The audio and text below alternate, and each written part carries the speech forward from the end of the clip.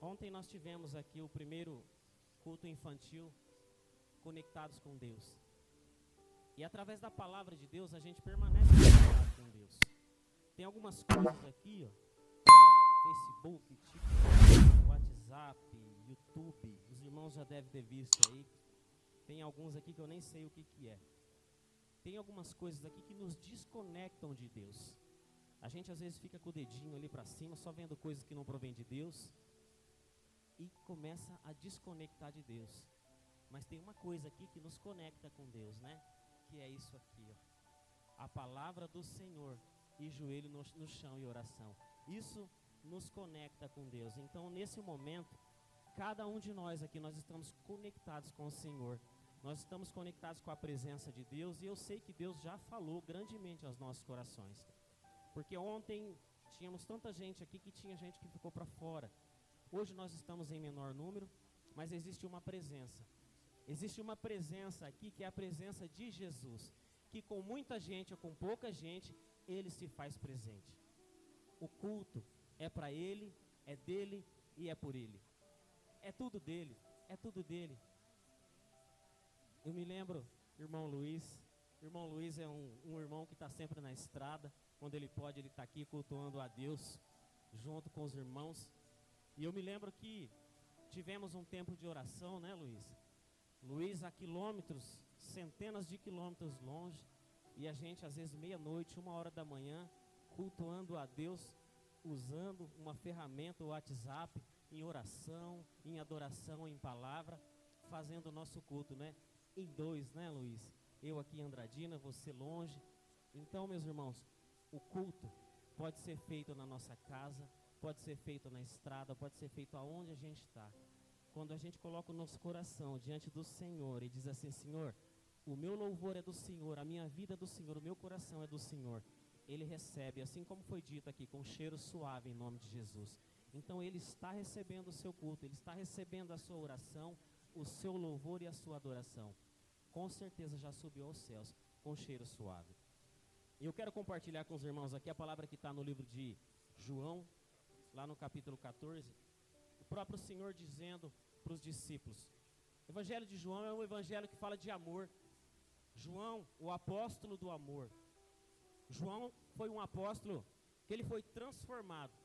João, ele tinha um apelido de filhos do trovão. Não podia ninguém chegar perto, não podia ninguém discordar que ele já estava brigando, que ele já estava querendo partir para a briga e para a ignorância. Mas o Senhor Jesus transformou ele num apóstolo do amor. E assim o Senhor tem feito comigo e com você, nos transformado em pessoas melhores, em maridos melhores, em esposos melhores, em filhos melhores, não somente dos nossos pais de sangue aqui, mas filhos melhores para Ele, em nome de Jesus. Verso 12, se os irmãos puderem acompanhar aí, verso 12, o Senhor Jesus, ele diz assim: em verdade vos digo. Ele repete essa palavra verdade, em verdade vos digo. Ele repete 2 vezes a palavra verdade. Poucas vezes nós vamos ver essa repetição, e é só no Evangelho de João. Em verdade, em verdade. A verdade de Cristo, ela é soberana, amém? A verdade que vem de Deus, ela é soberana sobre as nossas vidas. Mas o Senhor Jesus, ele enfatiza, é como se ele negritasse, é como se ele aumentasse essa palavra.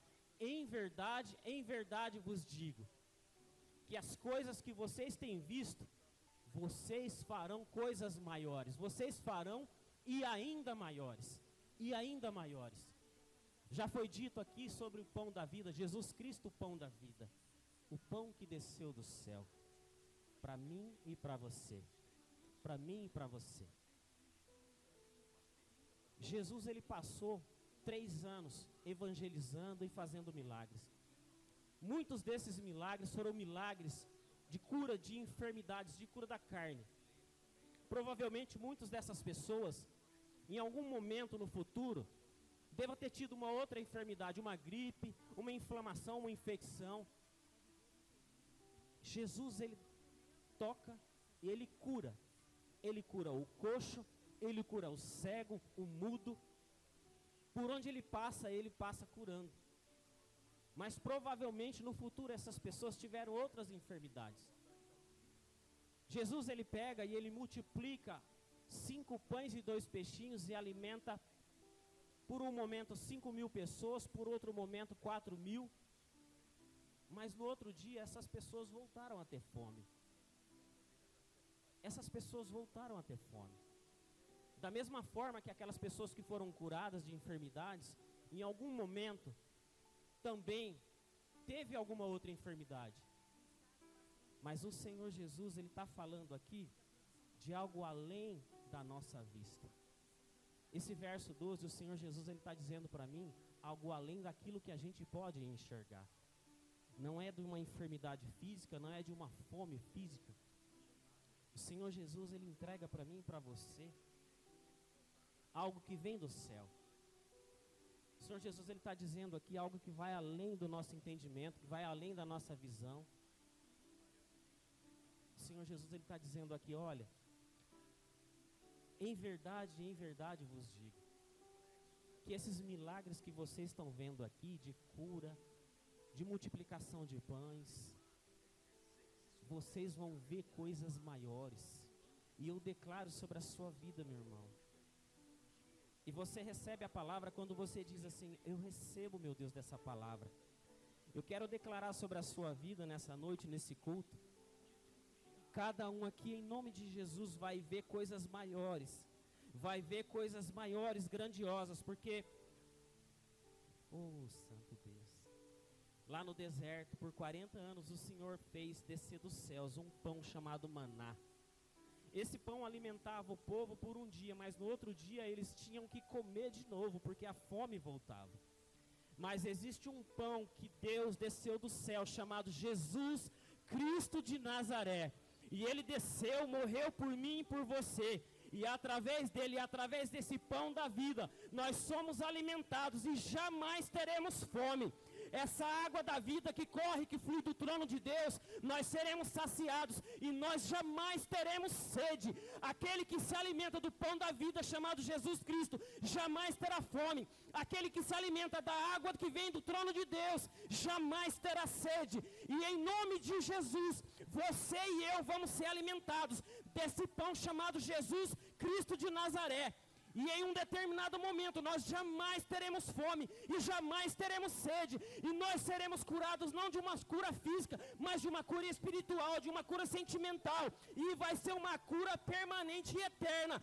Em nome de Jesus eu declaro isso na sua vida. Você pode dizer, eu recebo em nome de Jesus. Desse pão chamado Jesus Cristo, eu recebo dessa água viva que vem do trono de Deus, e eu recebo dessa cura espiritual em nome de Jesus. Aleluia. O Senhor Jesus, ele estava dizendo aqui, meus irmãos, algo que ia além da nossa vista, algo que ia além da cura física, era algo que ia além de um saciar de uma fome momentânea, era um saciar que era eterno, e que era em nome de Jesus permanente sobre a minha e sobre a sua vida. E isso está sobre a minha e sobre a sua vida. O Senhor te trouxe aqui, nesse momento, nessa noite. Em primeiro lugar, não foi porque você teve vontade no seu coração, porque Deus queria que você estivesse aqui nesse momento, porque não cai uma folha do céu sem a permissão de Deus. Então foi Deus que te trouxe aqui, para você crer que há um pão chamado Jesus Cristo de Nazaré que desceu do céu para saciar de uma forma permanente e eterna a minha e a sua fome em nome de Jesus. Em nome de Jesus. Amém? Você pode dizer com fé, eu recebo? Eu recebo em nome de Jesus. Em nome de Jesus. Meus irmãos, você acredita em Deus, você acredita em Jesus Cristo e você acredita no Espírito Santo. Esses dias atrás, antes de ontem, eu estou contando histórias para as crianças antes deles dormirem. E eu comecei com a história de Sansão, eu dividi em 3 partes. E eu comecei com a história de Davi. A gente está na 5ª ou 6ª parte da história de Davi. E a gente está até o momento em que os anciãos ungiram Davi. Davi realmente se assentou ao trono de Israel, ao trono de Israel. E antes de ontem eu estava contando essa história para o Lael e ele perguntou assim: pai, a gente é judeu? A gente é judeu? E eu disse assim: filho, nós não somos judeus, mas nós somos povo de Deus. Nós somos povo escolhido de Deus. E eu expliquei para ele que os judeus vieram da tribo de Judá e tal. Hoje, você faz parte do povo de Deus. Você não pode deixar que o inimigo, em nome de Jesus, tire isso do seu coração. A partir do momento que você recebe Jesus Cristo como seu único Senhor e Salvador, você faz parte do povo de Deus. Sendo judeu ou não, sendo morando em Israel ou não, no Brasil, fora do Brasil, é algo espiritual. E às vezes o mundo tenta tirar isso de nós. Meus irmãos, quando você decide receber Jesus Cristo, você faz parte do povo de Deus. E você é herdeiro das promessas de Deus. Em nome de Jesus, não deixa ninguém tirar isso de você. Nós somos povo de Deus. Vamos seguir. Vamos seguir. Verso 12 diz sobre verdade. Diz sobre andar na verdade, acreditar na verdade do Senhor Jesus Cristo, na verdade verdadeira do Senhor Jesus Cristo. Verso 13 e verso 14 fala assim: se pedires alguma coisa em meu nome, eu farei. Se pedires alguma coisa em meu nome, eu farei. O que nós temos pedido a Deus? O que nós temos pedido e clamado ao Senhor? Se pedires em meu nome, eu darei. O que hoje é o maior desejo do seu coração? É algo material? É algo espiritual? O Senhor está aqui. A presença dEle está aqui para te ouvir. Talvez na sua mente deva estar passando um monte de coisa. Mas o que é mais importante? O que você anseia? O que você tem pedido para Deus?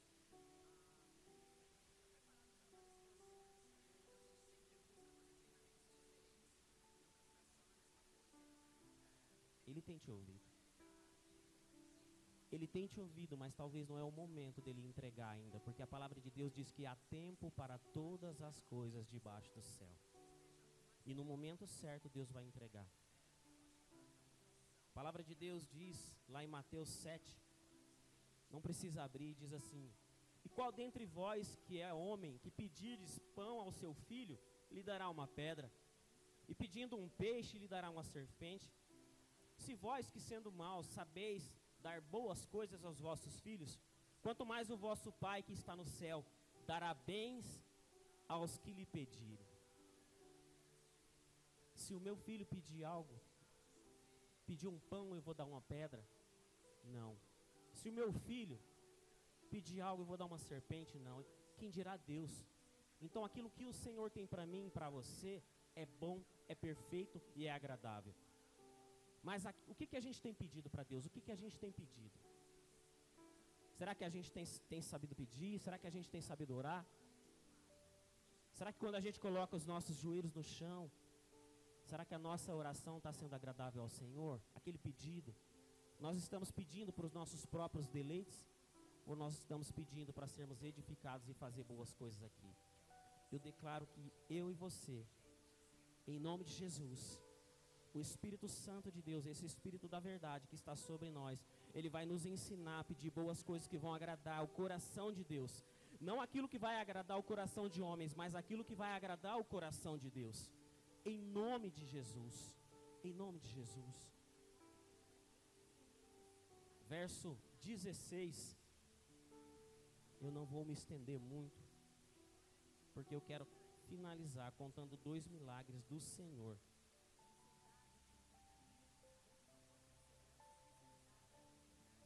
Verso 16 diz assim: e eu rogarei ao Pai, e Ele vos dará outro Consolador, para que fique convosco para sempre. Enquanto o Senhor Jesus se fazia presente aqui em carne e osso, Ele consolava aqueles que estavam perto dEle. Mas Ele teve que ir ao Pai para nos dar a oportunidade da salvação para mim e para você.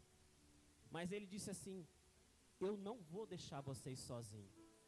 eu estou indo, mas eu não vou deixar vocês sozinhos.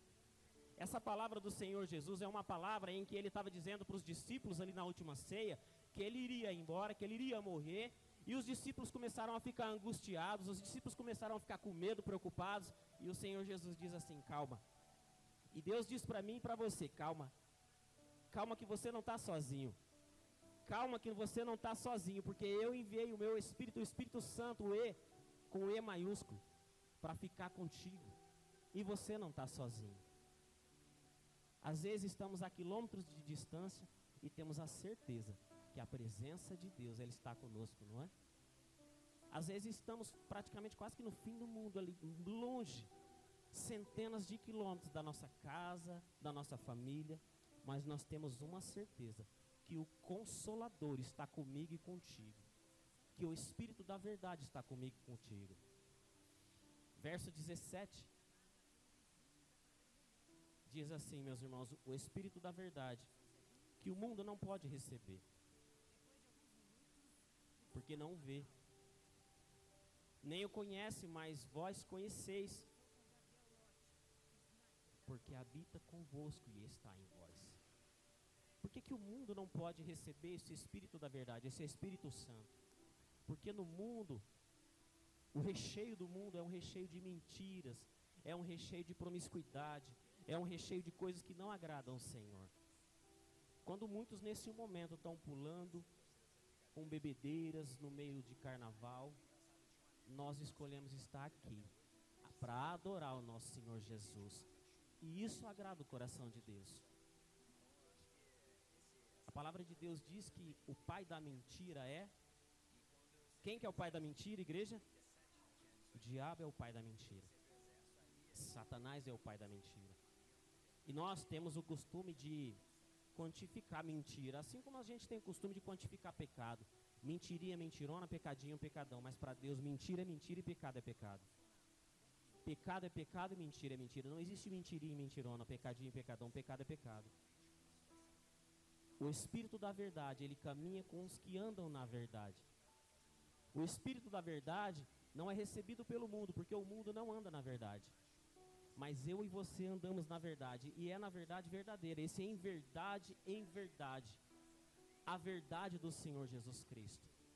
E muitos de nós, às vezes, quando entregamos a nossa vida a Cristo, trazemos, às vezes, alguns respingos daquilo que nós somos lá atrás. Talvez alguns de nós trouxe um pouquinho da mentira que saía da nossa boca, mas o Senhor Jesus Cristo, Ele está limpando a nossa mente, Ele está limpando a nossa boca, Ele está limpando o nosso coração, para que o Espírito da verdade habite completamente na minha e na sua vida. Essa é a vontade do Senhor, que eu e você andemos nessa verdade, a única verdade que nos leva à vida eterna, a verdade que vem de Jesus Cristo. Amém? Verso 18, eu vou finalizar com o verso 18, porque eu quero contar 2 milagres que a mídia não conta. Eu quero finalizar essa palavra com 2 milagres maravilhosos que Deus sempre fez, faz e vai continuar fazendo no povo dele. Verso 18 diz assim, eu não deixareis órfãos, eu voltarei para vós.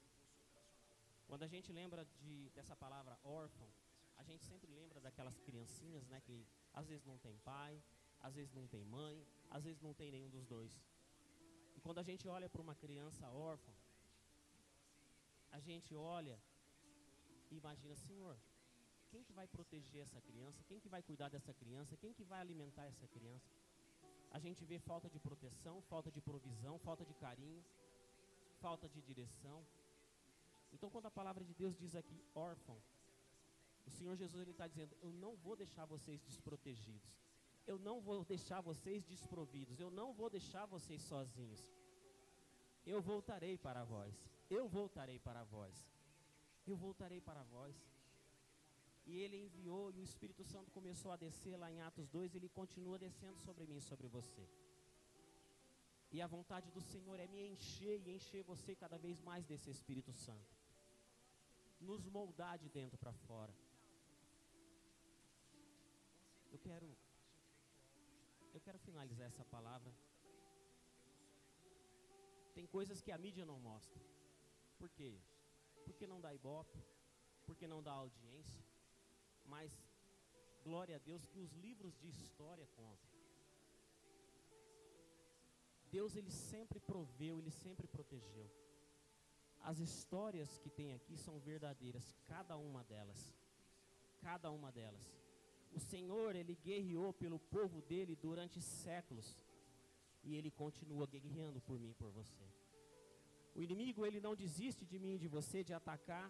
Assim como a pastora Kátia disse aqui, ele fica rodeando 25 horas para atacar a mim e a você. Mas a mesma palavra de Deus diz que há anjos ao nosso redor, nos protegendo e nos livrando de todo mal. Então há anjos cercando você, cercando a sua casa, o seu casamento, os seus filhos, cercando o seu instrumento de trabalho, cercando a sua sala onde você trabalha, protegendo e livrando de todo mal. E Deus continua fazendo. E Deus continua fazendo. Deus continua guerreando por mim e por você. Porque há lutas que nós temos que lutar, mas há lutas que o Senhor luta por nós. Em 1973, se vocês procurarem no YouTube, vai ter declarações de pessoas que participaram, de avós que contam sobre os seus netos, que participaram dessa guerra. Foi uma guerra entre a Rússia, na época a antiga Rússia. Israel começou a se aliar com os Estados Unidos. E a gente sabe que Estados Unidos e Rússia, sempre inimigos, a gente vê o que está acontecendo hoje. E houve uma guerra, onde os russos, eles proveram tanques de guerra para os egípcios de um lado e para os sírios do outro. E Israel, cidade ali, a região de Israel, ela foi tomada de um lado pelos egípcios e tomada do outro pelos sírios. De um lado vieram os egípcios com tanques fornecidos pelos russos.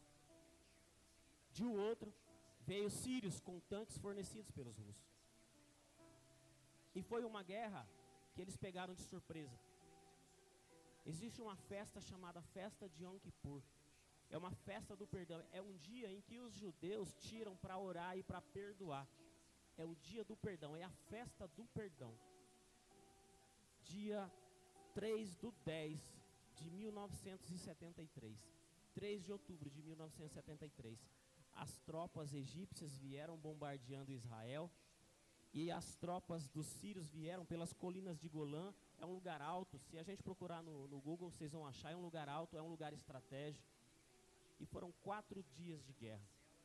Foram 4 dias de guerras intensas. Tanques, soldados.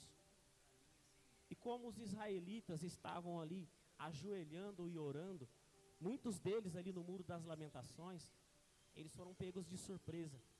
Mas existiam homens orando, existia um povo de Deus ajoelhado e orando. E liberando perdão. 4 dias de guerra. Os egípcios vieram de um lado, os sírios de outro. Os russos forneceram mais de 2.000 tanques de guerra. Mais de 2.000 tanques de guerra. Eles queriam invadir, tomar Israel, eles queriam queimar e matar todo mundo. Por quê? Porque Israel se tornou um grande aliado dos Estados Unidos. Rússia é um país comunista. E depois de 4 dias, nas colinas de Golã,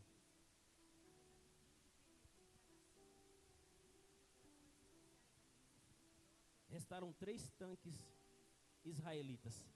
3 tanques de um lado contra 300 tanques de um outro.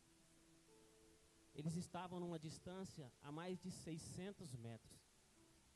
3 tanques restaram de Israel e mais de 300 do outro lado dos sírios.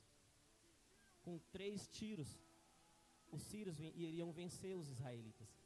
E eles iriam descer pelo vale, tomar ali Tel Aviv, Israel, e queimar, acabar com a cidade ali, com o povo de Deus.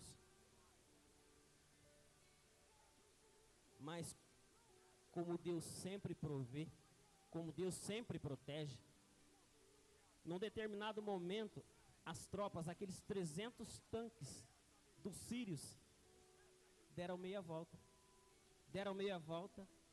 E voltaram. A guerra estava vencida. Com 3 tiros, 3 tanques israelitas.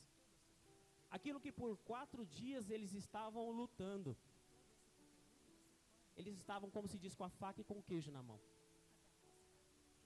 Mas Deus fez 300 tanques dar meia volta e voltar para trás.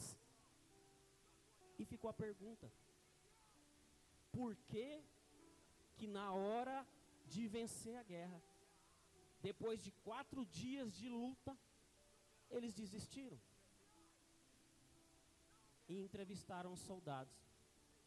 Foram entrevistar os soldados depois de alguns dias, os soldados sírios, e eles, pela boca deles, tem entrevista deles no YouTube, tem gravações antigas no YouTube. Essa história é contada em livros de história. Eles disseram assim, eles disseram que eles viram acima daqueles 3 tanques dos israelitas, anjos no céu. Eles viram um exército de anjos no céu, pousando sobre aqueles 3 tanques. E uma mão bem grande do céu, assim, ó, com um sinal para parar. E eles disseram assim, Deus colocou anjos sobre aqueles 3 tanques e falou para parar. Quem somos nós para resistir à ordem e o poder de Deus? Meus irmãos, o Senhor, Ele continua vencendo guerras por mim e por você. Creia que o Senhor, Ele continua vencendo guerras sobre mim e sobre você, que aos nossos olhos às vezes pode ser impossível, mas o Senhor nos dá a vitória. Quando a palavra de Deus diz que há anjos ao nosso redor, há anjos ao nosso redor. Há anjos ao nosso redor. Às vezes nós não vemos, mas há anjos nos protegendo, no ir trabalhar, no voltar a trabalhar. Há anjos protegendo os nossos filhos aonde eles estão agora. Alguns estão aqui, outros estão no rancho, outros estão em casa. Há anjos protegendo a nossa família. Nós precisamos crer que o Senhor, que fez tantos milagres que aparece aqui, ainda continua fazendo milagres.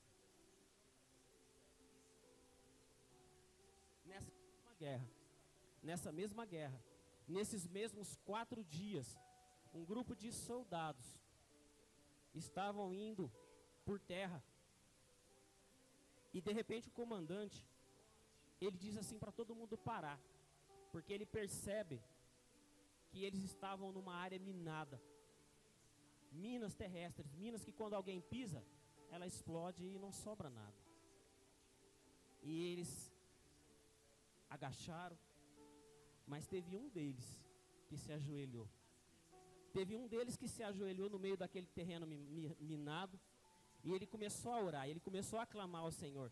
Isso é o próprio comandante que conta. E ele começou a clamar e a orar, e de repente veio um vento santo, veio uma ventania, uma tempestade de areia, vinda pela mão do Senhor. A palavra de Deus diz que o Espírito Santo, com E maiúsculo, ele é um vento que nós não sabemos de onde vem nem para onde vai, mas ele é um vento santo. E o Espírito Santo, ele começou a soprar, e aquela ventania, aquela tempestade de areia, tomou conta daquele lugar no meio daquela oração. E eu não sei quanto tempo que se deu aquilo. Mas quando aquela tempestade cessou, quando aquela areia cessou, aqueles soldados se levantaram e viram cada mina no seu devido lugar. E eles puderam passar, sabendo aonde eles podiam pisar. Esse é o nosso Deus. É um Deus que protege, é um Deus que nos direciona, nos livrando do terreno perigoso. Se você pudesse colocar de pé. Meus irmãos, ande na verdade do Senhor Jesus Cristo. Tenha uma vida de oração. E creia que você não está sozinho. Creia que existe uma presença do Senhor através do Espírito Santo de Deus, que protege a mim e a você, que nos protege nas nossas piores guerras, guerras espirituais. Há um Deus que, se precisar, Ele manda um vento santo para nos livrar de todo caminho perigoso. E eu queria chamar o ministério de louvor aqui.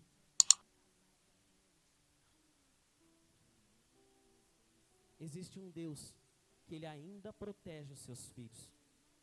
E você é filho dele. Você é filho dele. Você veio aqui em busca daquilo que vem dele.